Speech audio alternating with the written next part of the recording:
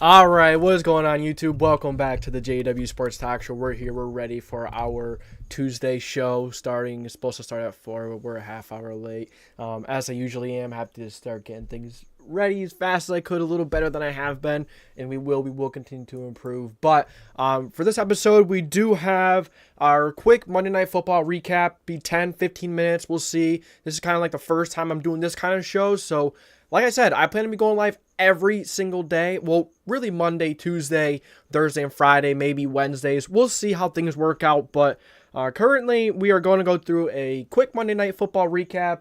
We are going to do our power rankings. But before we get into our Week 7 power rankings and we dive into Week 5, I'm going to be giving you my biggest takeaways, my top 5 biggest takeaways from Week 6. So let's not waste much time.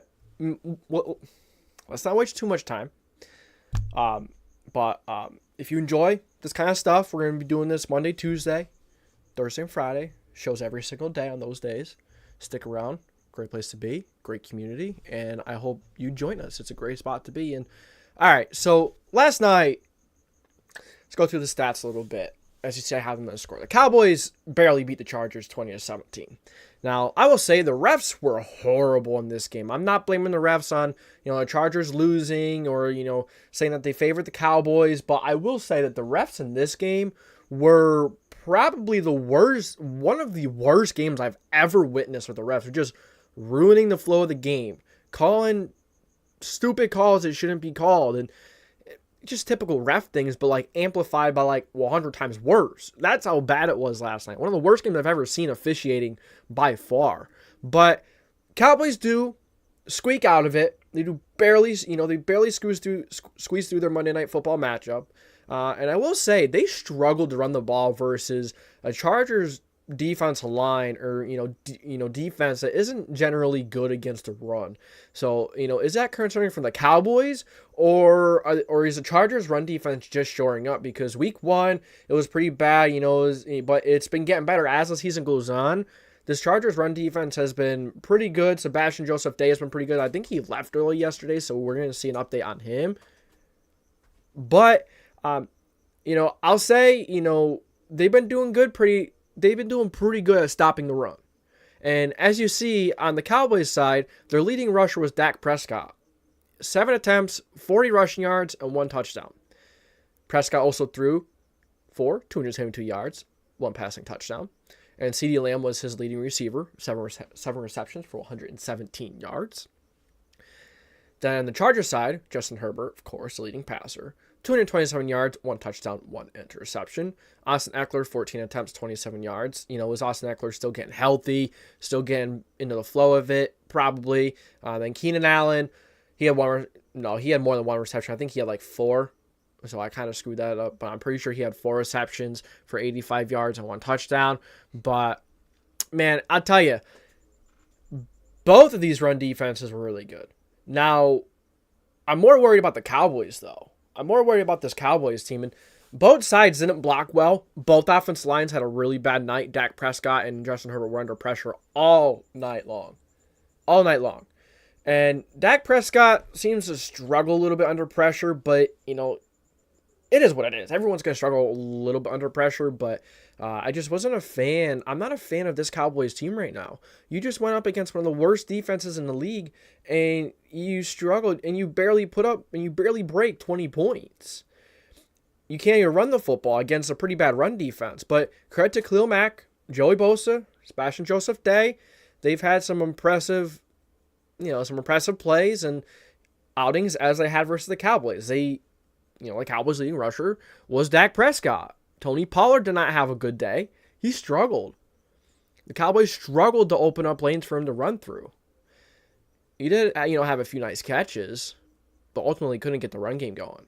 And when you can't get that run game going, the opposing defensive line is just going to tee off. If the Chargers miss the playoffs, you think they fire Brandon Staley? I think they should fire Brandon Staley now. I think they should fire him now. I think he's horrible. Even before the season, I thought he was horrible. Did not like Brandon Staley. But welcome, Jacob. I appreciate you stopping by once again. But yeah, they need a new head coach. And that leads me to what Justin Herbert is kind of dealing with. He's kind of dealing with the same thing and suffering from the same issues that Phillip Rivers did. Going through the same issues. It's the same old franchise just screwing up a great talent. Phillip Rivers, one of the most prolific passers in NFL history. One of those amazing. He threw for so many yards. Did throw quite a bit of interceptions. But we all know that Phillip Rivers is one of the best of his time. He's very overshadowed as there were so many good quarterbacks in that era, such as Brady, Manning. There's so many good quarterbacks in that era that really overshadow him. Big Ben even, because he has no rings. And, part of it is his fault. Part of it. But there's only so much he can do, just like Justin Herbert. It's only part of Justin Herbert's fault on why the Chargers cannot win football games, and especially big football games at that. It's upsetting because we know Justin Herbert is one of the most talented quarterbacks in the NFL. He's top 5 talent, 100%. But there's only so much a quarterback can do. There's only so much one player can do, even if it is a quarterback. Justin Herbert's going through the same thing Phillip Rivers went through. Horrible coaching. He's really trying to carry the football team. Although I will say the run defense has gotten better, the passing defense is still horrible. The offensive line is still struggling. And credit to the offensive line. Last night we'll give credit to the Dallas Cowboys defensive line. That's just a great defensive line. Great defense line. DeMarcus Lawrence, Michael Parsons on the other side. They're going to get pressure all day long on the edge. All day long. But I will say Justin Herbert did look off last night. He did look off. He was overthrowing. He overthrew a wide open Keenan Allen and such. So a little concerning from Justin Herbert doing that. But I mean, every quarterback has bad throws. Every quarterback has those rough times. But it really seemed like, it always seems like in the down stretch of the game, the last drive of the fourth quarter, that's when the Jaguars.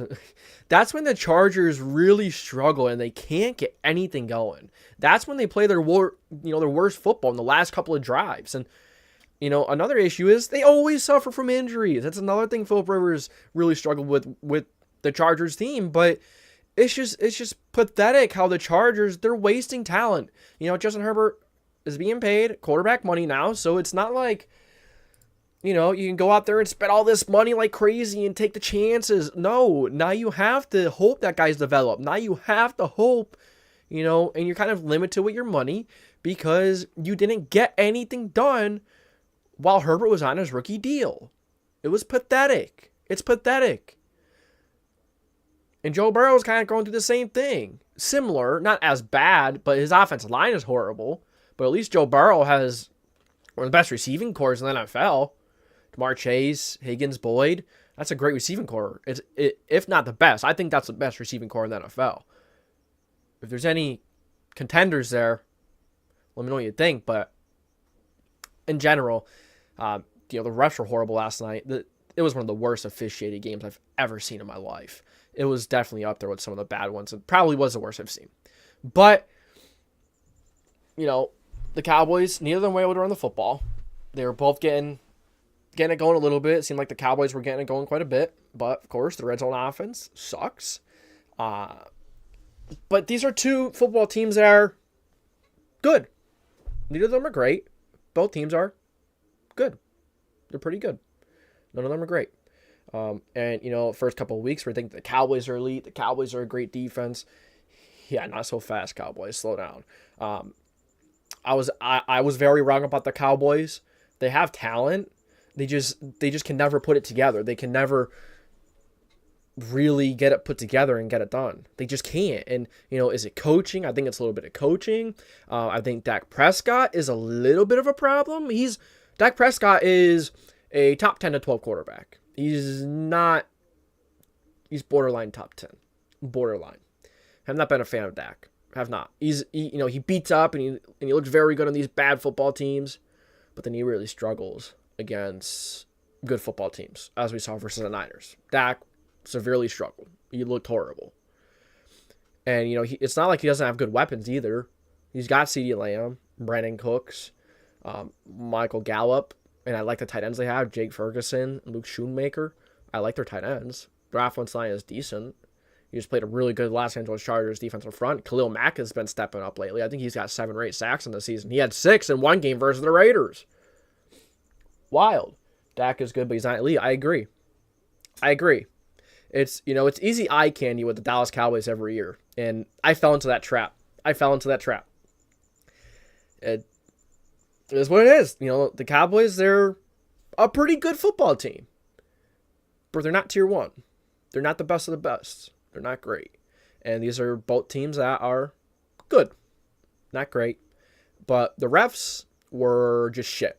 They were horrible yesterday. Horrible. Some of the worst officiating I've ever seen. But yeah, Josh Palmer stepped up yesterday. I thought he made a couple of nice catches. But we'll see Austin Eckler. He didn't have a great game. The Chargers' offense line isn't great. You played a really tough run defense. But I'm really worried about the Cowboys' run offense because the Chargers are one of the worst. But you got to give some credit to that Chargers run defense. But CeeDee Lamb had, obviously CeeDee Lamb had a couple of nice catches. But Tony Pollard had a couple of really nice catches. And there's one catch there where he was just about to go down, and he finds a way to stay up, and that was an awesome play. But I believe that, I don't remember if that led to a touchdown or not. Regardless, the Dallas Cowboys find a way to squeeze through the Los Angeles Chargers on Monday Night Football. So that's it for our Monday Night Football recap. Now we're going to move on to our storylines. First storyline is the Patriots are bad. They're bad. I talked about this a lot yesterday in our recap video. But the Patriots, they are bad. Like, we're getting to see the day that, where the Patriots are like a horrible football team again. Horrible roster building. Can't do anything on offense. The defense sucks. Bill Belichick is on his way out the door. He sucks. I mean, he doesn't suck, but Tom Brady definitely helped Bill Belichick along. Bill Belichick, don't forget, he's the GM and the head coach. So, is he the defensive coordinator too? I don't think so. But he is a defensive-minded head coach. It's just he's not a defensive coordinator. But the Patriots are bad. They're one of the worst teams in the NFL. It would not shock me if they have a top 5 pick when it comes draft time. Wouldn't shock me. And the last 3 weeks, they've been outscored 93-20. 38-3 against the Cowboys. 34-0 against the Saints. And the Saints are a very mediocre team. The Saints are the definition of a middle-of-the-pack team. They really are. And you got obliterated by a middle-of-the-pack team. Obliterated. It wasn't even close. It was pathetic. And then you allow the Raiders to score a season high. First time the Raiders break 20 points, I believe, against the New England Patriots. And the Patriots are supposed to be known for their defense. But, there comes a certain point where the defense just they can only do so much. And, when the offense doesn't help you out and the offense can do absolutely nothing, and you're kind of banking on your defense scoring and your defense making a ton of big plays, that's not realistic in today's game. In today's day and age, you have to get it going on offense. Yeah, you need a good defense. You need at least a half decent defense. You could have the best defense in the NFL, but if you have the worst offense and you can't move the ball at all, then you're probably going to win 5 or 6 games. 7, 8 max. Probably 7 or 6 max, honestly. But the Patriots were one of the worst teams in the NFL. It looks like they're going to have a top 5 pick. Who do they go for? Do they go for a quarterback? Do they target some good quarterbacks? I know Bo Nix has been really good this year. Michael Penix has been very good. He's been slowing down a little bit, though. And credit to East Coast Gridiron, I get a lot of my draft information from him. I'm still, watching some games and trying to get into college a bit more. It's a little tough because there's so many games, but credit to him. I did learn a lot from him. So if you guys need some good college content, go check East Coast Gridiron out. He's a fantastic YouTuber, fantastic college football, NFL, everything. They're one of those places. They don't care what the media says. They're gonna give you your real, their real thoughts, and that's why you love them. That's why they're great place to go and watch some football or watch football content, whether it's college or NFL. They have it all. Even XFL, they have XFL content as well. But the Patriots, I don't know where they're going to go. Their offensive line isn't good. Their defense kind of sucks. Well, no, their defense is good. It's just, the defense just gets worn out after a while when they can't do anything. They get worn out after the offense can't do anything with the football. You give the offense an opportunity, they can't do anything. And it's just, It's not how you win football games anymore. It's not how you win football games. And, you don't really have great wide receivers. Devontae Parker, I don't know why you threw money at him last offseason. He just dropped some wide open passes. He's inconsistent. He's not a great quarterback. And then you kind of, bring in Juju Smith-Schuster, but you let Jacoby Myers go. Does it really make sense to, why are you going to get rid of a slot player just to re-sign another one in Juju? I don't think that makes much sense. Because I think Jacoby Myers is a very good football player. He's a very good receiver, very good route runner, solid hands. I would maybe take Jacoby Myers over. I would take Jacoby Myers over Juju, 100%. Myers has been awesome for the Raiders. He's a very good receiver. He's very reliable. He's smart. He knows where to go. Quarterback can count on him. So why do you get rid of a slot wide receiver just to go ahead and sign another one? Which probably isn't really an upgrade. It doesn't make any sense. It doesn't. I don't get it. But, the defense, like I said, they are what they are. The defense can only do so much in this day and age. But, the Patriots, they are bad. They're bad. Top 5 pick, bad. That's how bad they are. Next storyline. The injuries begin for the San Francisco 49ers. So the last couple of years, the Niners have always started the season slow, and that has mainly been because of injuries. The quarterback situation wasn't always great with Jimmy G or Nick Mullins. At one point, whoever the heck it was, Trey Lance, he never transpired. That was one of the worst trade-ups ever. Trey Lance is an athlete trying to play quarterback, just like Anthony Richardson. You could go ahead and say quarterback for the Titans that played this past weekend. It's not Malik Cunningham. That's for the Patriots. I think he's a kid out of Louisville. No, it's not the kid out of Louisville. That is Malik Cunningham. It's Malik Willis they have. He's another example of a quarterback trying to play, an athlete trying to play quarterback. That's just not him. He didn't look good at all, but that's just a comparison I have with Trey Lance and them. It's very similar. It's not much different. But the injuries begin. I don't know why I have a dash between Trent and Williams, but Trent Williams, he is day-to-day. Deebo Samuel, they're still getting to figure out with the shoulder. CMC, I think he's got an ankle problem. Dre Greenlaw, and all of those guys there are significant playmakers. All of them are starters. All of them are great players that make a big impact. And, it's a darn good thing you have a great head coach, because if you didn't, you could really, they can really be looking at a much worse down the stretch season if they didn't. That head coach, Kyle Shanahan, he's one of the best in the league, if not the best, at getting every player in the best possible position to succeed every single week. It doesn't matter who they're playing. None of that matters to them. It doesn't matter who they're playing. It doesn't matter when they're playing. Who the Niners do play, doesn't matter. Their head coach is going to get it done. They're going to put every single player in the best position possible to win every single game. But the injuries begin. And, is it kind of going to be the opposite for the Niners now? Because, like I've mentioned, they've always seemed to start seasons off slow. They've always seemed to start it off slow and then pick it up towards the end. And, it's very different this year, though, because they have, I'm not going to say elite.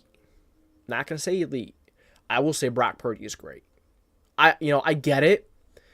He's in the Shanahan system, which, people are going to argue. It's he's just a system quarterback. He's not great. He's nothing special. But if you go back and watch some of the games, you go back and watch him in college, except for last year, you see him making throws that are just so impressive. The accuracy is there, the anticipation, just, how smart he is. And he played a lot in college, which shows.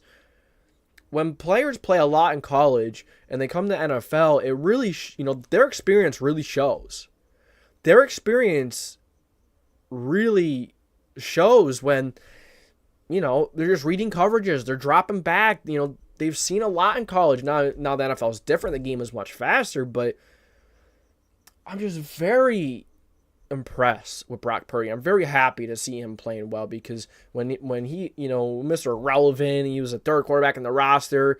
Keeping a third quarterback in general is just, it's not that it doesn't happen, but it doesn't happen often.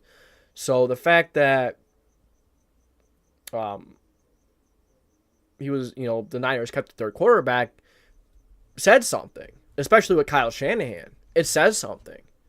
Then you have, at first you have Trey Lance goes down with an injury. And you have Jimmy Garoppolo get hurt, who is injury prone. I hope he's doing all right now. I believe he suffered some kind of back injury, and I think he went to the hospital for that game. So I hope he's doing better. Great human being. You wish no injuries on no one. So I hope he recovers well. But then you have Brock Purdy step in. He took his first loss the other day versus the Browns, and a lot of people are going to point towards Purdy. Fine. He didn't have a great overall game, but when it mattered most, go down and get your team in winning position. He did it. And guess what? He did it without Christian McCaffrey. He did it without Deebo Samuel. He did it while Dalvin Tomlinson was in his face all day long. The interior of the 49ers offensive line is the weakness of this team. Dalvin Tomlinson all day long was in Brock Purdy's face. Made it very difficult. And on top of that, the pass defense, the pass coverage was incredible. Very difficult day for Brock Purdy. Very difficult for him to do anything, and it was raining without some of his top playmakers. Brock Purdy drives his team down the field and gives them the chance to win the football game. And there's so many times where he's rolling out of the pocket, playing smart. And Brandon Ayuk dropped a couple passes too. I believe, I think if I recall, Ayuk dropped a touchdown. Ayuk had a couple of drops. He had a bad game. Yet, the most important moment of the game, the biggest drive of the game, the chance that Brock Purdy has to take the Niners down the field without CMC, without Deebo Samuel, with the interior defense line, him being pressured constantly, he still found a way to get the Niners into winning position. Oh, but the kicker, Brock Purdy can't kick the game-winning field goal, can he? And I guess some people are after Purdy because of that one game. Okay. Brock Purdy Brandon Ayuk dropped a couple of passes, dropped a touchdown pass. And a lot of his yards did come on the last drive, but it was the most important moment. Most important. Brandon Ayuk did have that nice catch in that last drive when it mattered most. But when you have the kicker that you drafted in the third round, that's your first mistake. Drafting the kicker in the third round, that's your first mistake. Missing the field goal, there's nothing Brock Purdy can do about that. Can Brock Purdy go out there and kick the field goal? No. And it was raining too. It was raining. But Brock Purdy still got them down the field even though it was raining. Without some of his his best playmakers. But the injuries begun. The injuries begin for the Niners. So are they going to kind of like take, is this season going to be the opposite of how the last couple of seasons have went? Like I said, the last couple of seasons the Niners have started strong. They started strong. Or no. They started bad. And then they picked up as the season went on. And they made the conference championship, or they made a deep playoff run every single year. But now is it going to be the opposite this year, where these injuries are piling up, in the second half of the season, and they can't overcome them. I think Brock Purdy will overcome them. But it's going to be difficult to be as good as a football team. Trent Williams is one of the best offensive linemen in the league. He's the best offensive tackle. He's one of the best offensive linemen, if not the best. Deebo Samuel, he's an awesome playmaker. I think Brandon Ayuk is better than Deebo. But Deebo's a big playmaker. Whether it's on sweeps or screens, he's a big playmaker. Same thing with CMC. The best running back in the league so far this year. And he is the best running back in the league in general. He might be out for a little while. No, it's actually a knee. I believe he's getting tested on his knee, so hopefully that's not bad. And you have Dre Greenlaw. Very good linebacker. He's kind of like a linebacker. Edge rusher. He's kind of like one of those hybrid guys. He will do both, but I think he's best when he's rushing the passer. But having these guys go down hurts. And it's going to really test this football team and how good they are. And I don't want to hear the excuses from Niners fans. I don't want to hear any excuses that, oh, the injuries are hurting us, oh, the injuries are why we're losing. I don't care. No one cares. Every team has injuries. And yeah, maybe your injuries are to some of your best players, but these players also have an injury history. Every single one. CMC, extensive injury history. Deebo Samuel, injured all the time. Trent Williams, he's injured all the time. I don't know too much about Dre Greenlaw, to be honest with you. But a lot of these guys are typically have an extensive injury history, and they typically are injury prone. But the injuries are starting to pile up. And I think they're playing on Monday Night Football, so they have an extra day to rest up, which is good. That's important. But the injuries are starting to pile up.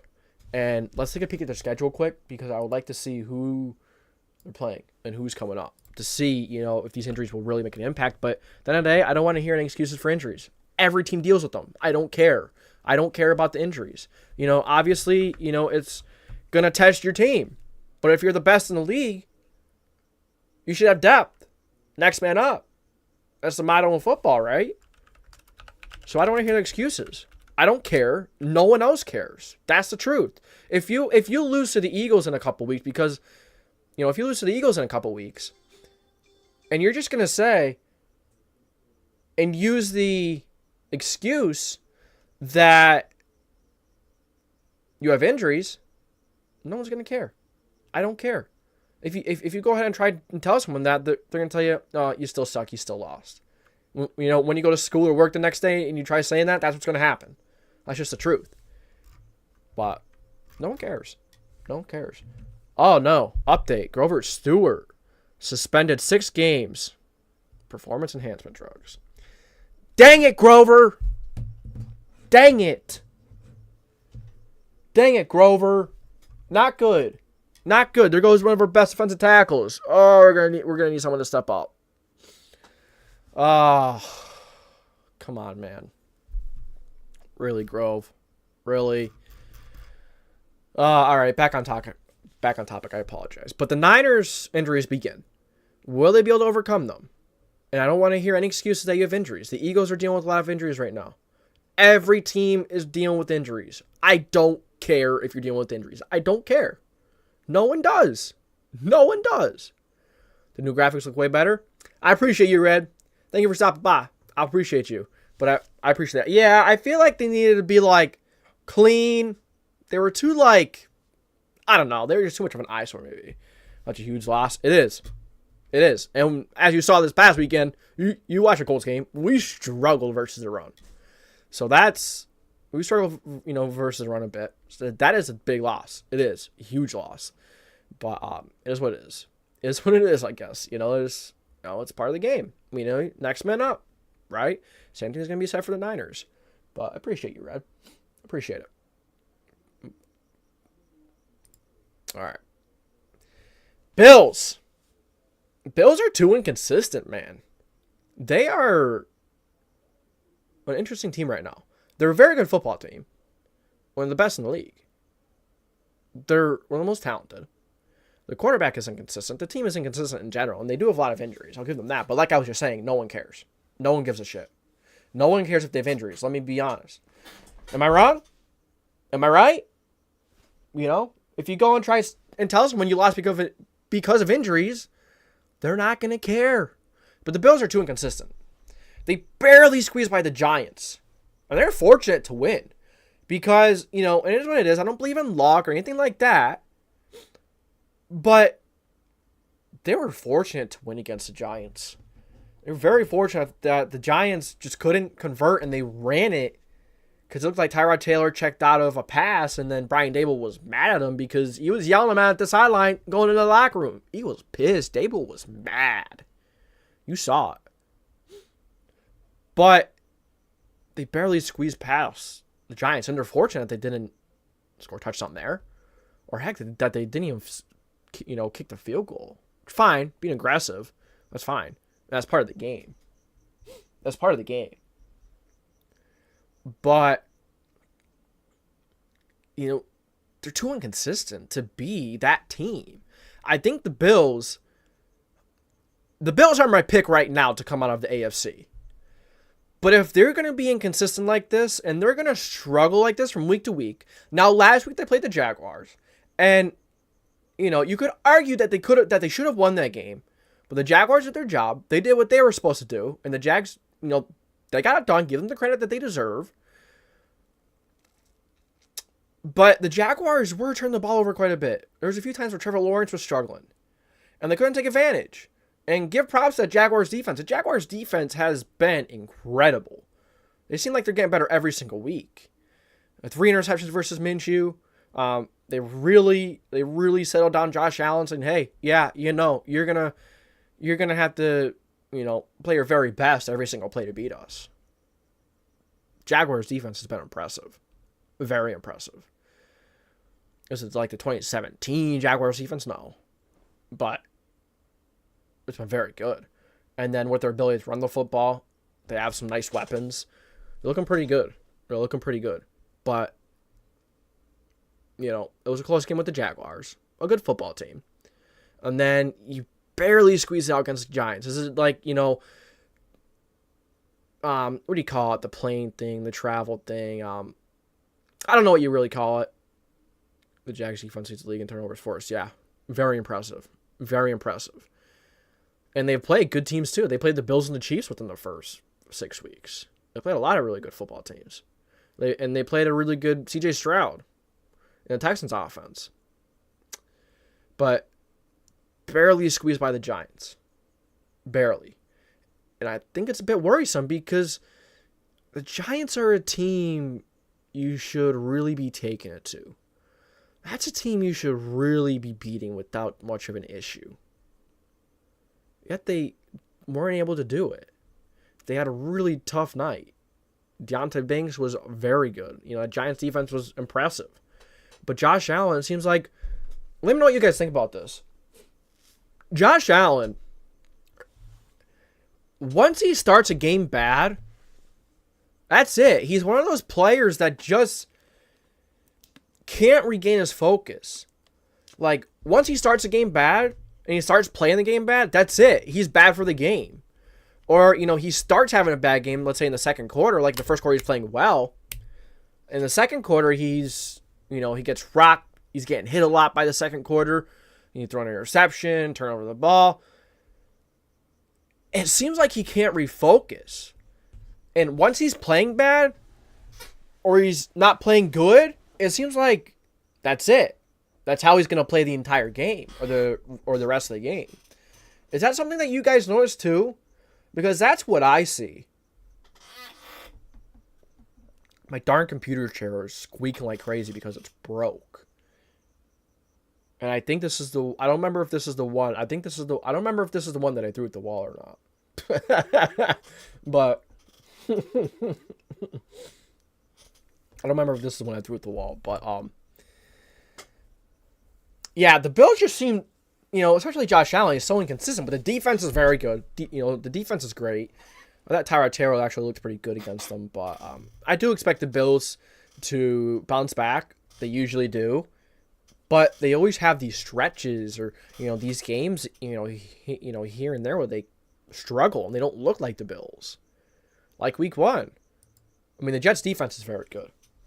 This is one of the best defenses in the NFL. But the Bills, they're too inconsistent. They're too inconsistent, man. And I expect them to pick it up and to put it behind them. But I don't know if they will. Well, no. Let's take that back. I know they will. But can they find a way to be more consistent? That's my biggest takeaway from last week for the Bills. Next up, Chiefs offense struggles. So versus the Broncos defense is one of the worst in the league, right? About 70 points to the let's just pull up their schedule, okay? Let's just pull up the schedule for the Chiefs. Chiefs schedule. Okay. So, all right. Chiefs. No, I want to pull up the Broncos defense, maybe. Well, let's just pull up both schedules. Let's look at this Broncos defense first. Broncos defense. They allowed 70 points to the Raiders. The Raiders have been buns. They're horrible. So, whatever. I'm not really, going to take that one into too much consideration. Commanders scored 35 on you, which I like Sam Howell, and they have some good weapons, but they still scored 35. Dolphins scored 70. Bears 28. Jets 31. But then the Chiefs, they only score 19. The Broncos defense is not good. So the question arises, how much should we be worried about this Chiefs offense? How much should we be worried? And it sounds like Travis Kelce is dealing with some kind of ankle injury again. I don't know if he sprained it. I'm sure he'll probably play, but I heard he's dealing with some kind of ankle injury once again. It's just, they don't have that guy other than Travis Kelce. The offensive line, great. Travis Kelce, Noah Gray, great. They're both great. They have great tight ends.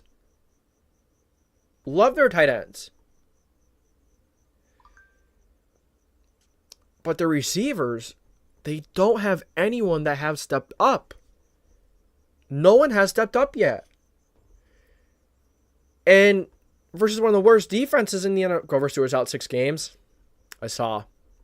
I'm going to go live. I'm probably just going to make a video after this one. But, yeah, that's tough. He's a huge loss. But the Chiefs, man, the offense is struggling. They have to get it figured out. And if they can't get it figured out, if they can't find that guy, the Chiefs aren't going to come out of the AFC. If their offense can't improve and they can't figure it out, they're not going to get out of the AFC. Lions, they scored 20. Jaguars, they scored 17. The Bears, they scored 41, which they should have. The Jets, you scored 23. The Jets' defense is good. They've been slowing everyone down. Vikings, 27 the Vikings. Okay, the defense isn't good, but you still put up 27. That's decent. The Broncos, 19. One of the worst defenses in the NFL. I would say Rashee Rice has had quite a few targets and a few nice catches lately, but it hasn't been enough. And I think Justin Watson is now dealing with a serious injury as well. Sky Moore hasn't stepped up. It's just, who's going to step up for these receivers? For Mahomes? Other than Travis Kelce? You're playing with one of the best quarterbacks in the league. Can someone step up? Just get open. I know it's not as easy as I'm trying to set out for it to be. But come on. They need someone to step up for them. And I think they're running the ball well with Isaiah Pacheco. Pacheco is an awesome running back. I love Pacheco. But the Chiefs don't want to run the football. They want to pass the football. They want to score 30-plus points a game, but they can't. They can barely score, they couldn't even score 20 against the Broncos defense. One of the worst defenses in the league, if not the worst. I don't know. And if they can't get it figured out, they're not coming out of the AFC. It's going to be the Bills, the Jaguars. It's going to be another team but the thing that's keeping them afloat is their defense. Their defense has been awesome. Even the Dolphins, you could say. You say the Dolphins, you say the Bills. You can probably, throw the Jaguars in there. Even some really good defense, isn't it? Even some really good defense you could throw in there to slow Mahomes down.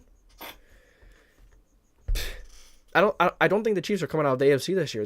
This is just something that you can't really fix midseason unless you trade for someone. Who should they go after? Who should they trade for? There's a lot of guys in the market. Go trade for someone. You need it badly. Kadarius Toney, he hasn't stepped up. He's had some good plays here and there, but no one has stepped up. No one. And it's worrisome. Because when you have to be putting up 40-plus points, if you're going to be in a shootout in the playoffs, I'd take, even maybe Joe Burrow and the Bengals over the Chiefs. They'll still be able to score more. Joe Burrow is some of the best weapons in the league. Now the defensive line or the offensive line is horrible, and they might really struggle to put up points. But I'm worried. How about the Browns? Elite defense, one of the best in the league. They'll be after Mahomes all day long. They have great pass coverage. These receivers aren't getting open versus the Browns. The Chiefs are vulnerable. They're very beatable right now. They're still winning, so that's why they'll still be high on my power rankings later. But there's something wrong. There's something wrong with that offense. And it's the receivers. They can't get open. They have to be good trying all this other crazy stuff, just trick plays, a bunch of trick plays. And you could tell that they can't get anything going on offense in the passing game other than Travis Kelce. Noah Gray. Is Noah Gray their 10? I always mix up the Noah Gray with the Chiefs and the Gray with the Giants. But you get me. Their backup tight end is very good. Their tight end room is very good. So putting up only 19 points against the worst defense, if not the worst, one of the worst in the NFL. They can't stop the run. The Broncos defense is very bad against the run. Just a very, very, one of the worst defenses all around in general. I'm a little worried. Now, it was a divisional game. You could say it wasn't mile high, I guess. And you could say it was close because it was a divisional game.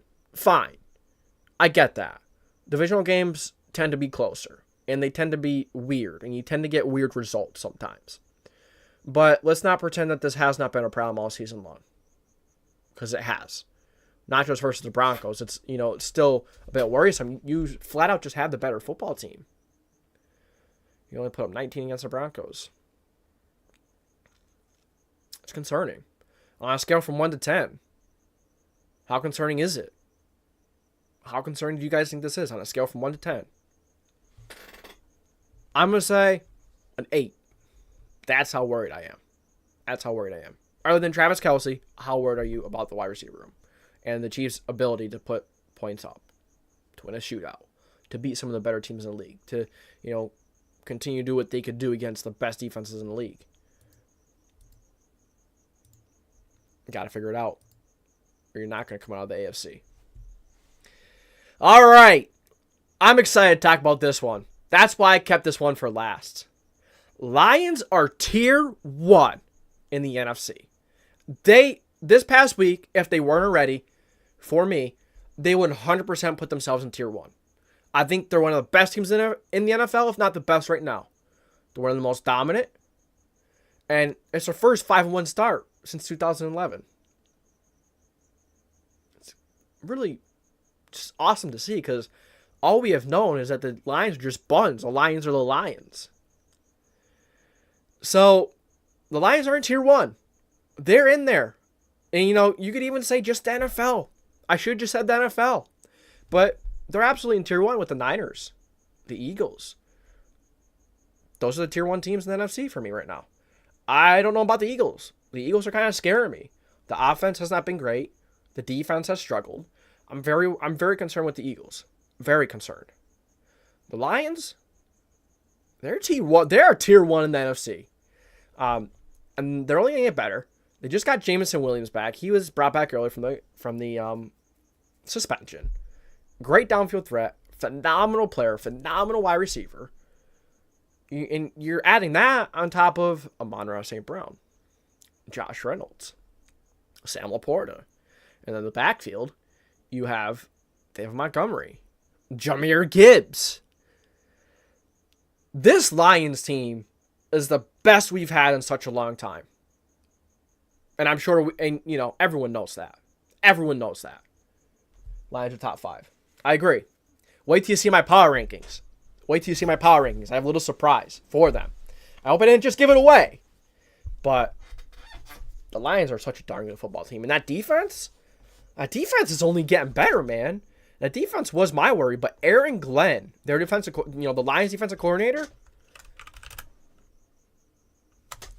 has gotten this defense better. Every single week it's gotten better. Let's look at the games. They only allowed 20 points to the Chiefs. And looking at the Chiefs now, it's kind of like, where are we, how about the Chiefs? Offense is great. We just talked about that. We just talked about them. Your receivers can't get open. It was week 1, though. But, I mean, it was, there's a lot of hype around them. Can they? And they're a much better team now than they were in week 1. We're 100%. 100%. Goff is top 10. Goff is incredible. He's been a top 5 quarterback this year so far. And he has put himself, listen to this, Jared Goff has put himself in the MVP race. It's still early. And it sounds weird. I get it. But Jared Goff put himself in the MVP race. He has so much confidence. The confidence is back. He's just been absolutely incredible, making those big boy throws once again. Accurate with the football. Great anticipation. Throwing guys open. And they have a great offensive line. One of the best in the league. And the defense will take the ball away. But, their worst defensive game came against the Seahawks. And they threw 2 pick sixes. So take 12 points away from 37. 25. That's the most points that the Lions defense has allowed so far this season. 25 points to the Seattle Seahawks. Falcons, 6 points. The Falcons are no joke when it comes to run game. They shut down the Falcons run game. No issue. And then they ran all over the Falcons. Packers, 34-20. The Packers scored a couple of garbage time touchdowns. Take what you want from there. They dominated the Packers. They dominated the Falcons. Then they dominated the Panthers. Now the Panthers may have 24 points, but once again, a couple of garbage time touchdowns. Lions and Bucks. 6 points for the Bucks. 6 points. And the Bucks, I don't think their offense is great. Baker Mayfield has been pretty good this season. He's been impressive. Top 5 might be a stretch. I understand that. But, I mean, so far this season, Goff has just been awesome. Awesome. Nothing short of it. But then he does a very good job versus the Bucks as well. And the Bucks have a good defense, too. He was 30 or 44. 355 passing yards. 2 touchdowns. And they didn't run the ball well. They couldn't run the ball. 10 carries. Well, rushing in total. 16 carries, 19, 21, 22 carries. And it doesn't even look like they broke 50 yards. 15, 14, 29, 5, 34, 6, 40 yards rushing they allowed. Or they had. And Goff put the team on his back against a very good defense. And when you can't run the ball, the defensive line can just pin their ears back and go after Jared Goff and the quarterback. But Jared Goff and the Bucs have a good defense. They have a good defense. They can stop the run as they did. And the Lions showed that they can pass the ball to win it. Jared Goff did it. Amon-Ra St. Brown, phenomenal. Jameson Williams had that really nice big-time catch for a touchdown. Josh Reynolds, great. Sam Laporta, awesome. Khalif Raymond, he's a nice guy who can throw in there once in a while. And Marvin Jones Jr., a very good veteran wide receiver. This Lions team, they're tier 1. They are tier 1. In not just the NFC, in the NFL. And would not say you're wrong to say they are the best team in the NFL. But that's it for our storylines. That's it for our storylines. You guys think? And last but not least, we're going to get into our power rankings in a minute. But some big things to take away. Big things to take away from last week. Power rankings. All right. Number 32, Carolina Panthers. They're the Panthers. They haven't been great. They're not a great football team. They were up 14-0 against the Dolphins. They blew it. I don't see any reason to move them from 32 other than putting the Patriots there, which I could see the argument for putting the Patriots at 32. But Bryce Young has been impressive the last couple of weeks. I think Bryce Young has been a very good quarterback. I've been impressed with him the last couple of weeks. Adam Thielen, great. Defense, not good. So, Panthers, stay put at 32. Number 31, New England Patriots. We talked about them earlier. They're one of the worst teams in the NFL, if not the worst. I would not say you're wrong if you put them at 32. Their offensive line, they can't even play the Patriot way. They can't play the Patriot football they want to play. They can't run the ball. The offensive line sucks. They can't get anything going in the passing game. They can't play defense. They just let the Raiders score over 20 for the first time this season, and it's week 6. And it was week 6, and it's the first time the Raiders scored over 20 points.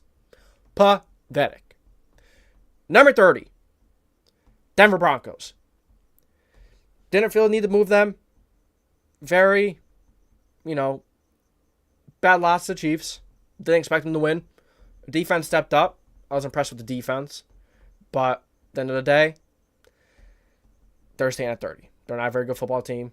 Can't get much going offensively. And the Chiefs have a very good defense. They have a top 10 defense. It is top 10 in my opinion. The Chiefs are that good. But couldn't really get the run game going. I think Javonte Williams is one of the lone bright spots for the Broncos. But other than that, don't really have too much. Don't have too much there. Number 29, you have the New York Football Giants. Up 2 spots. I know they lost, and it's rare to move teams up, and you really shouldn't move teams up if they lose. It's just, obvious.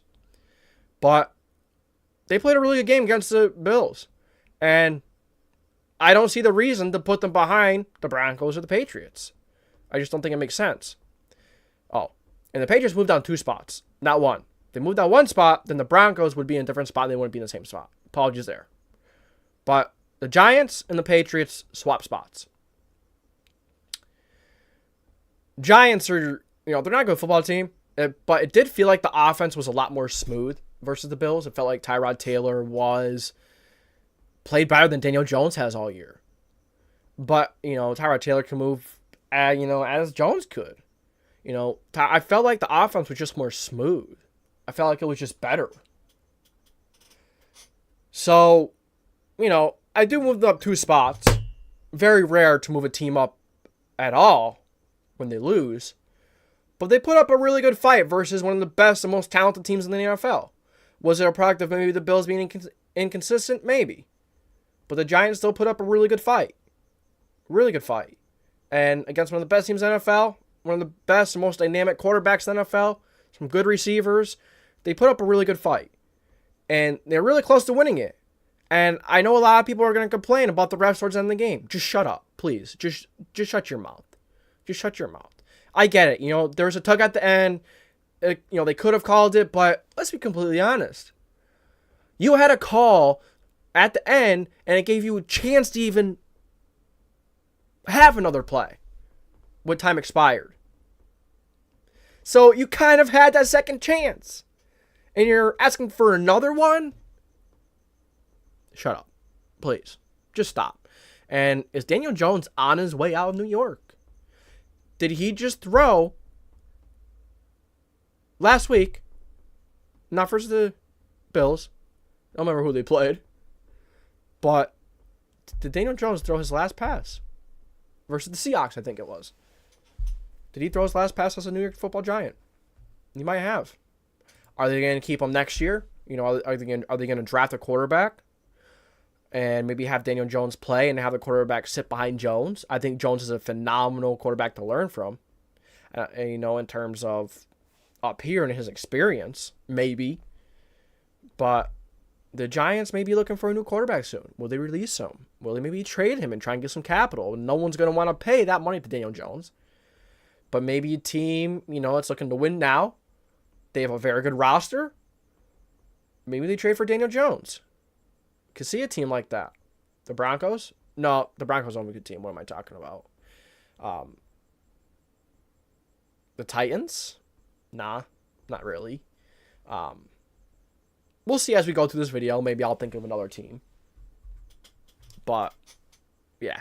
Giants, number 9. Number 29, move up 2 spots after making it a really close game versus the Bills. Number 28, the Chicago Bears. Didn't feel the need to move them. I felt like the Bears and Vikings were the worst 2 teams playing this weekend. Where the worst, the game was, the way the game played out, you were seeing, some of the 2 worst teams in football playing each other. That's what it was. Justin Fields went out early. He was looking okay. Wasn't a big fan. He's still inconsistent. He still only had 6 points when he left. And I think it was like in the third quarter, midway through the third quarter, something like that. Still only had 3 points versus one of the worst defenses in the NFL. Then Tyson Badgett comes in. He runs for a touchdown. Ultimately, he throws an interception at the end to end it, to seal it. But, yeah, Bears staying put. Cardinals, similar scenario. Didn't feel the need to move them. Didn't feel like they needed to be moved. Think this is where they belong. They're not a great football team. They're not very good. They will play hard, and they really fought hard in that first half. But they seem to be like a first half team. They're making some big plays. The defense is playing hard. But the second half, it seems like teams adjust, and that's kind of like the downfall for the Cardinals. I think the Joshua Dobbs experiment is coming to an end. He has not looked very good. Then at number 26, you have the Tennessee Titans moved down 1 spot. Stinky loss to the Ravens, a team you're expected to lose to, overall better team than you. But you lose. Ryan Tannehill went out. Malik Willis comes in. He looks pretty good. I was impressed by Malik Willis. Still don't think he's great. Still don't think he's I don't think he's the answer. I think he's maybe a Taysom Hill type of quarterback. He didn't seem like he could, he was holding the ball too long, couldn't read the defense. He's an athlete trying to play quarterback. So the Tennessee Titans down here, number 26, they moved down 1 spot. Next up, number 25, moved the Raiders up 1 spot. They beat the Patriots, one of the worst teams in the NFL. And honestly, before moving to the Raiders, you could probably, it feels like there's so many teams that are just the 31st worst or 32nd worst team. It feels like there's a lot of 30, 31 teams in terms of ranking. It's just you can only have one at 1 spot. There's 32 slots. So, but Broncos, Patriots, Giants, Bears, Cardinals, Vikings, you could probably throw in there, are just so many teams that could be 31. That's how bad the bottom of the barrel is this year. But you could only there's only 1 spot for every player or for every team. You can't put 2 teams in 1 spot. So, obviously. Raiders number 25, move up 1 spot. This is probably another team that you could throw in that conversation. I don't know why I said all these other teams but the Raiders. I kind of skipped over the Raiders. I think you could maybe even throw the Colts in there. Maybe. The Colts do have some good qualities to them, but yeah. Number 25, like I, started talking about them 30 times by now, but the Raiders moved up 1 spot. You beat the Patriots. All right, kudos. Team even though you're not a good team yourself, it's a team you probably should beat.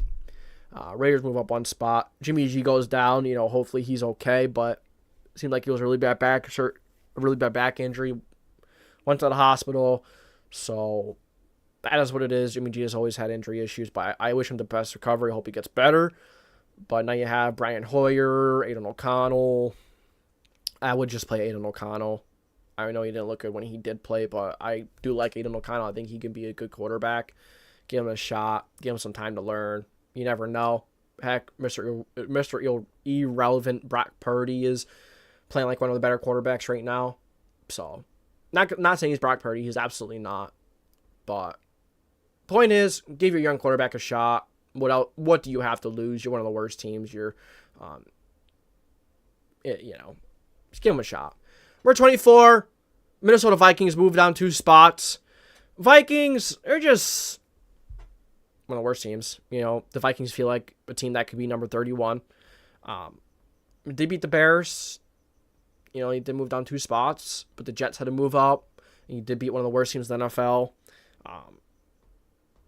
Maybe they should have been moved down 1, then the Packers behind them.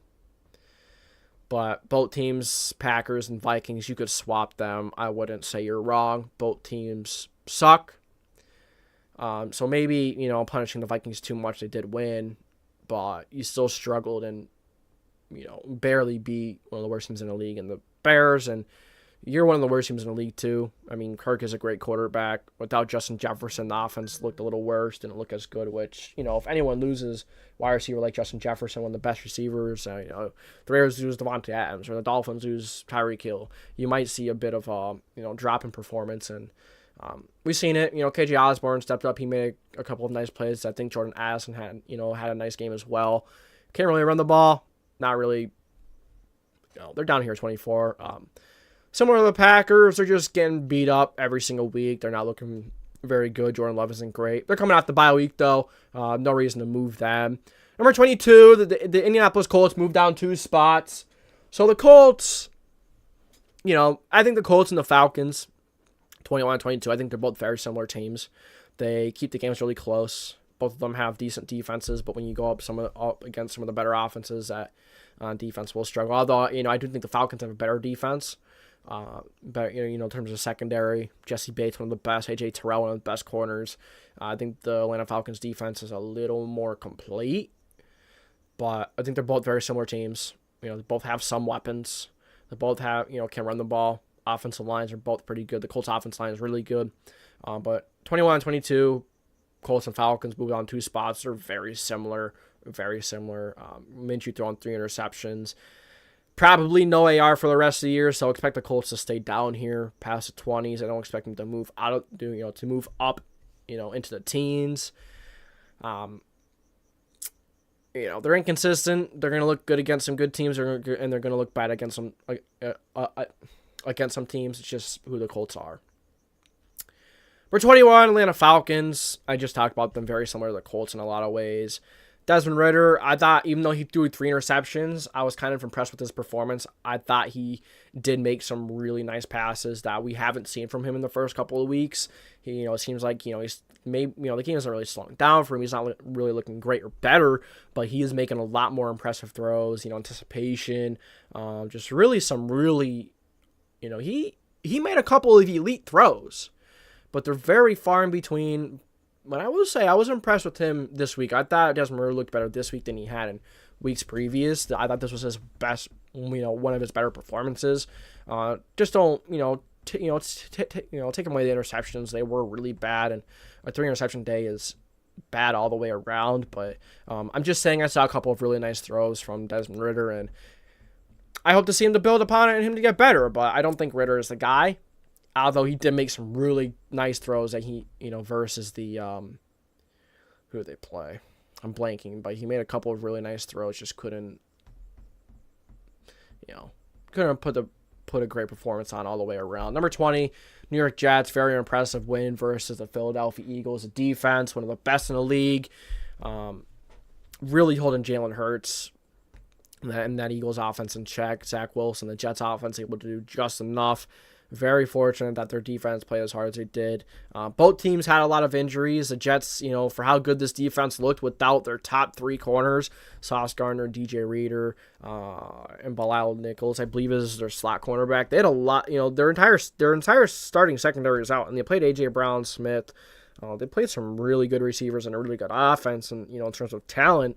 The offense, the Eagles' offense just struggled to get things together. And when you play a really good Jets defense, it's going to show even more. But the Jets defense very impressive. Jets offense able to do just enough. And when you beat one of the better teams in the NFL, you're going to move up quite a bit. So they move up 4 spots. Excuse me. Need some water. 19, Washington Commanders. Move up 2 spots. Nice win versus the Falcons. I did think the Falcons were going to win this one. Sam Howell looked incredible. Oh, the Falcons played the Commanders, right. So he still threw 3 interceptions against the Commanders, Desmond Ridder did, and, did have some really nice throws, but yeah, did play the Commanders' defensive trait. But Sam Howell looked phenomenal. Loved how Sam Howell looked, made so many big-time throws, as he has been all season long. He's been very good this season so far. And even coming out of college, to be honest, I wasn't a huge fan of Sam Howell, but he has 100% proved me wrong. He's looked very good so far this year. And, yeah, that is the thing that's keeping this Washington Commanders team afloat. They have really good weapons. Offensive line is one of the worst in the league. I think he's been sacked like 34 times. Yet he has thrown like 9 touchdowns, 1,500 yards, something like that. Let's look at the stats real quick. But Sam Howell has been a very good quarterback, and it's very impressive because his offensive line sucks. Maybe coaching isn't great, but I've been really impressed by Sam Howell. I'm really happy to see him doing well. And he did really good against, a decent Falcons defense as well. So perhaps the Commanders, they beat the Falcons and move up 2 spots. Next row, start with the New Orleans Saints. They moved down 3. Defense did what they could. Defense wasn't great. It did pretty good against C.J. Stroud. It was really the offense that lost in the game. Derek Carr looked all right, but they just, the Saints are the definition of a middle of the row, in the middle of the pack football team. So that's where they are here in my power ranking. Well, they're a little less than below average, quite a bit. 2 spots lower than 16. They're going to win some games. They're going to lose some games. It's just who the Saints are. Derek Carr, he's inconsistent. Not really good under pressure, although he did have a good game against the Texans. Texans, just make that extra play. So the Saints moved down 3 spots. Maybe it's a little harsh to move them down that many spots, but there's other teams that just moved up over them. And the Buccaneers moved down 4 spots. This 4 spots a little harsh when you play the Lions, one of the better teams in the league, and you'll see how high they are as we go on. But still, not really good performance by the offense. Offense sucked. It was really bad. Baker Mayfield struggled, but they played a really good defense. Really good team, the Lions. Defense did what they could. It is a good defense, but Jared Goff still got the job done. They have a lot of weapons that the Lions do. Just too much for the Buccaneers. So Buccaneers moved down 4 spots to 17. Pittsburgh Steelers moved down 2 spots. I get it. They were on the bye. They didn't lose. Maybe it's a little unfair, but life's unfair. Get over it. No one cares. That's just kind of the truth. Especially when it comes to football or sports, really anything. A lot of things. Life just keeps moving, and it's just how the board fell that the Steelers moved down 2 spots. I don't think they're really as good as their 3-2 record, and there's just other teams that moved out over them. At first, I did have the Steelers at 14, but I'm like, no, the Texans are better and the Chargers are better, so let's put the Steelers. I was gonna keep them pat at 14, but I'm like, no, the Chargers and the Texans are better. I know I would argue the Buccaneers, but I didn't want to move the Steelers down too much because they're on a bye. The Bucs did lose, so Steelers at 16. Let's see what they can do coming off the bye.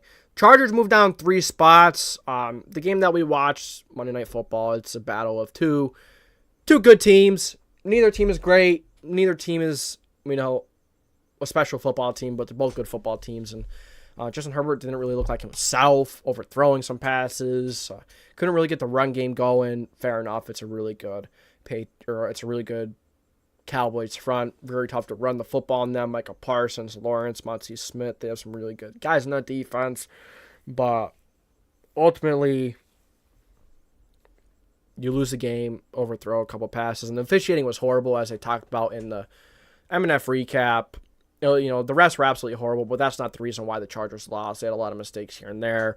Justin Herbert was under pressure all day long. Maybe him underthrowing and overthrow some of those passes was because I think, he's dealing with some kind of injury with his finger. But Chargers moved down 3 spots, and there are just other teams that are just moving up. So, number 14, the Houston Texans moved up 3 spots. You beat the New Orleans Saints, and when it mattered most, C.J. Stroud on that offense got it done. C.J. Stroud threw his first interception. I predicted it. I predicted that to be the first interception in that game to C.J. Stroud to throw his first interception in that game. Did so. Got lurked. No, it's not really. Baited by a linebacker a little bit. Thought the linebacker was going to the flat and to the other side. That he was going to have his guy open in the middle. Did not. But Texans do win. Pretty good outing. The defense looked pretty good. You did allow a lot of yards to Derek Carr. It seemed like he was, the Saints were moving the football. But once again, the Saints don't have a good red zone offense. But the Texans get the job done. There's other teams that are just moving behind the Texans, and the Texans are a better football team than some of these other teams. Maybe you could argue put the Chargers over them, but I think the Texans all around, they have more playmakers and they're a better football team. They've good weapons. They're pretty healthy. Chargers can't say the same, but Texans move up 3 spots, number 14. Number 13, the Los Angeles Rams move up 3 spots. I've been impressed with the Los Angeles Rams, man. Much better than we thought they would, than I thought they would be coming into the season. As a lot of people thought, in the beginning of the season, I'm pretty sure the Rams are like 29, 30. They were towards the bottom of the barrel. But the Rams move up to 13. They're playing good offense. They're playing good. That first half, they struggled a little bit, but Matthew Stafford really got going. That Rams team got going in the second half. Really put the pedal to the metal. Matthew Stafford looked great. Cooper Kupp looked good. Kyron Williams running all over them. I really liked what I saw from this Rams football team, and they move up 3 spots with a dominating win over the Arizona Cardinals. And the biggest mover of this week's power ranking are the Cincinnati Bengals.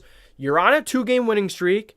Your defense looked very good versus an offense that has, good quarterback. He's not great. Geno Smith is good. You got weapons all over the field. Kenneth Walker, Zach Charbonnet, 2 really good running backs. But wide receivers, you're facing Tyler Lockett, DK Metcalf, Tyler Boyd.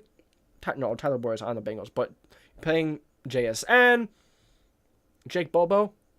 Is that who everyone's going crazy about? Is that Jake Bobo on them, or is that the Rams? I know that they do have someone that, I can't really remember the name of for the, that the Seahawks have. I think it is Jake Bobo, but who's been playing pretty well too. He's pretty impressive.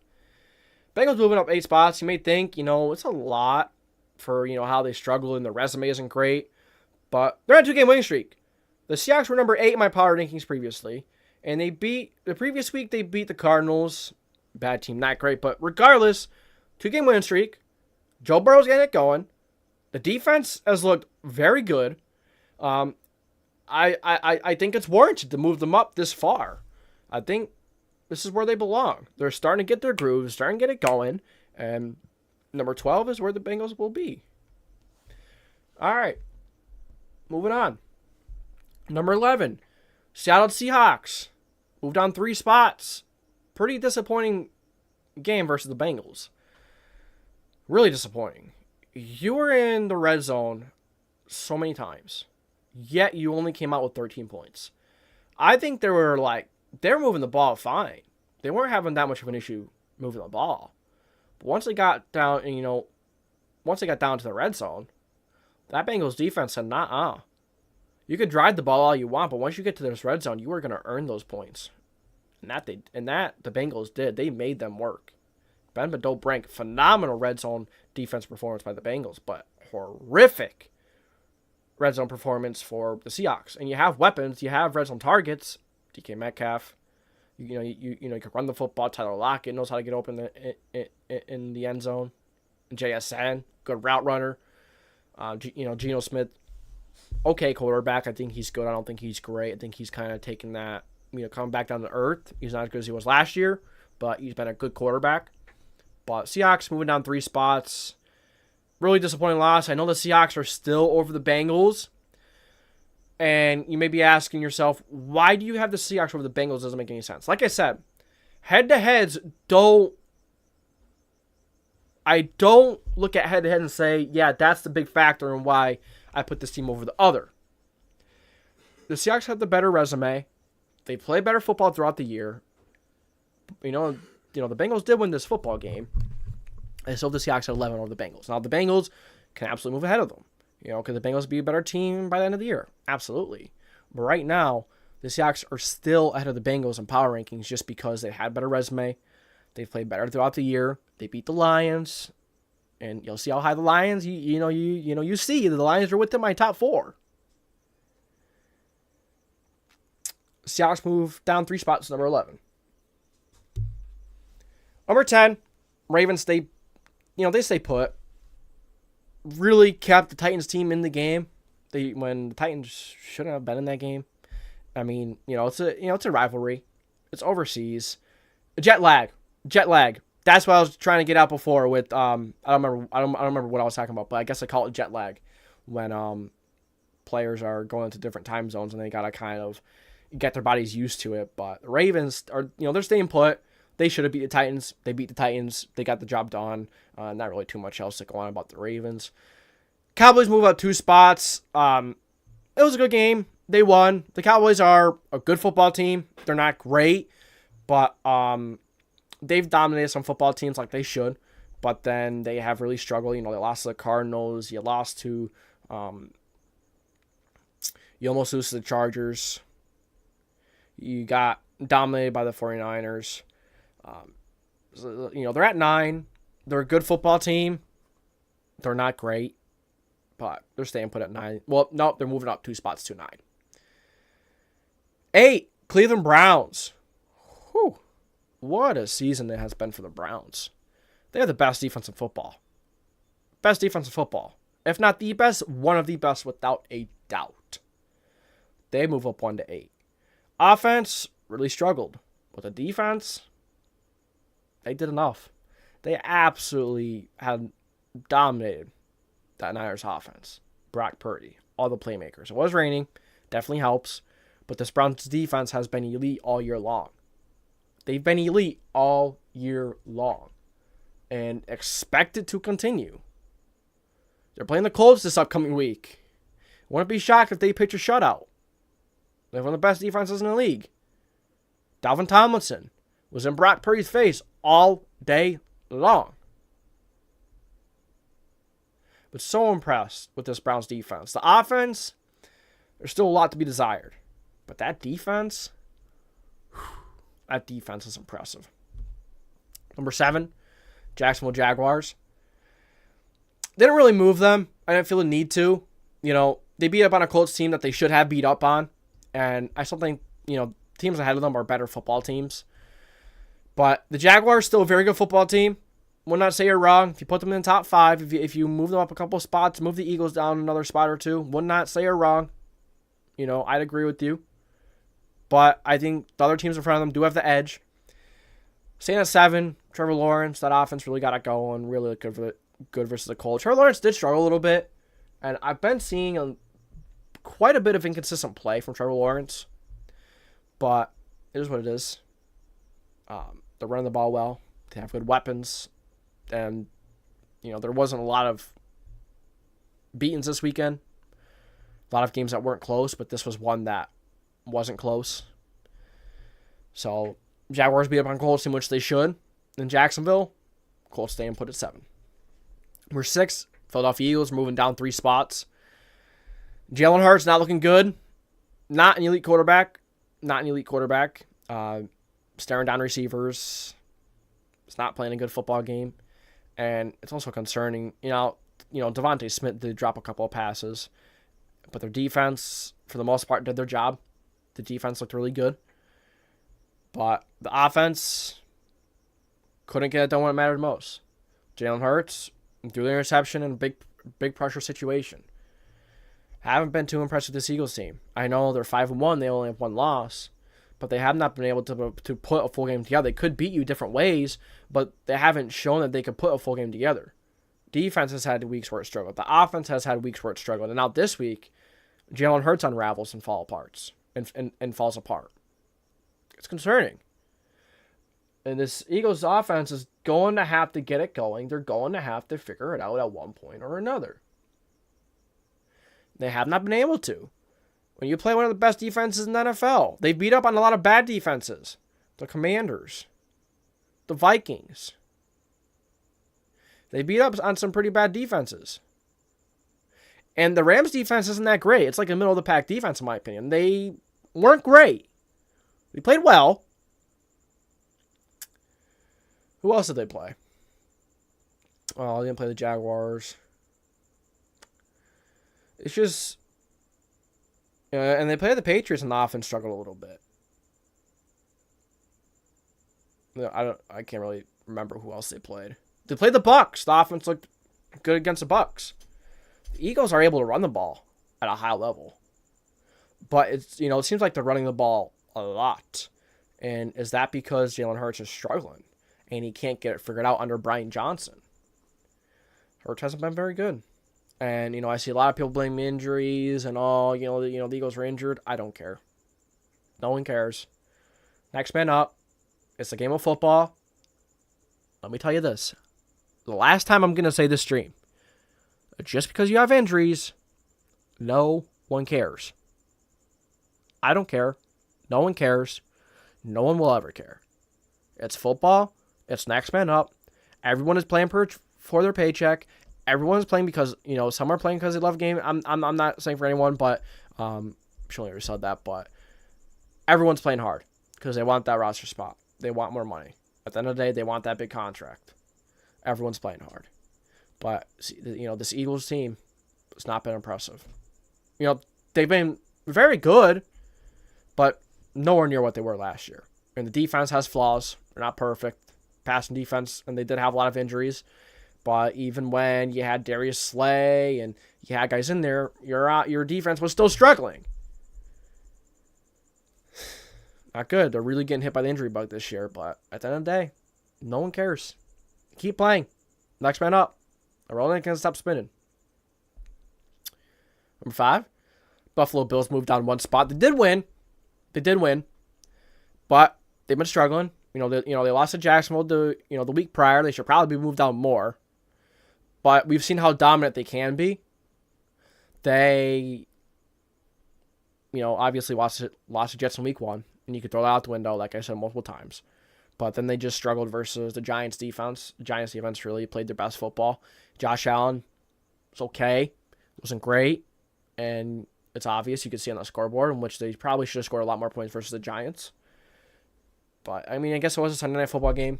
We did have Tyrod Taylor in there, but that doesn't excuse how bad, how poor the offense played. They're very fortunate that they won this game. They maybe should not have won it. But at the end of the day, they did. And, people are complaining about the refs, injuries. Like I said, 1,000 times in this live. No one cares. No one cares about the injuries. And if you have to blame the refs, there's more problems than just the refs if that's what you're blaming it on. A game isn't won or lost by the refs. Now, the refs can have a negative impact on the game. It can seem like they're, trying to get certain teams to win. But at the end of the day, there's other opportunities in the game that are missed every single game. So you can't blame the refs. You can't. Bills are at 5. Number 4, Miami Dolphins move up 4 spots. Very impressed with the Dolphins. But, they've been very good. Been starting slow a couple times. And, they were down 14 points against the Panthers. Ultimately, down the stretch, they get done when it matters most. That offense can explode at any time. They can get going at any time. That they did. So they move up 1 spot to 4. But we've seen them struggle against some of the better teams in the NFL. And they're playing against the Eagles this weekend. And just because they lost, versus the Jets does not mean they're a bad football team. The Eagles are still a very good football team. But the Eagles can run the ball at an extremely high rate. And this Dolphins defense has not been great. So a big matchup between 4 and 6. Big matchup. Because the Dolphins' run defense has not been great. They've struggled against the run. Their defense in general has struggled. And, considering the Eagles did just struggle versus a secondary where they didn't have Sauce Gardner. They didn't have DJ Reed. They struggled against all 3 backup corners. But they also struggled to run the ball. If you can't run the ball, it seems like Jalen Hurts struggles to pass the football. He relies on the run.